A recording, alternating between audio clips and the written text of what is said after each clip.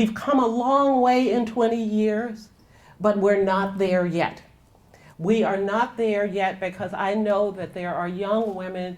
The recent reports are that as many as 50% of young women face harassment in the schools. There's an AAUW report. There's a report also by the Wellesley Centers for Women that says that young women, that sexual harassment is often a precursor to dating violence. That shows a relationship between harassment and dating violence. These are not issues that we can now sort of wash our hands of, say we've done all that, been through it, we've learned our lessons and now moved on.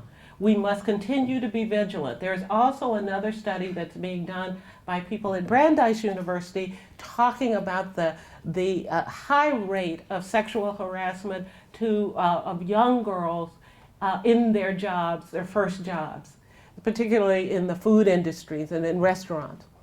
These are real issues that we must continue to confront. And as I tell people, sometimes they say, well, you know, people don't really remember, the young people don't know who you are. That's not my ambition, that young people know personally who I am. My ambition is that young people have their voice, find their voice to complain about sexual harassment where it exists. And that voice is not going to just come from me. It is going to come from every one of you who teaches a young person, who has contact with a young person. And we have to put our muscle behind enforcing those laws that are in place to protect them in the workplace. And we can't send out these confusing messages that say, well, I'm not sure that that really matters anymore. Absolutely, we must be clear, we must be adamant, and we must use our voices.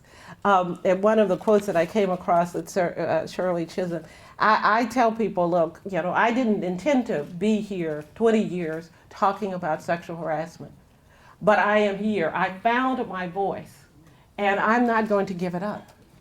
And that is where I am. Or as Mrs. Chisholm once said, I realized that, I'm paraphrasing, one of my most powerful weapons was my mouth.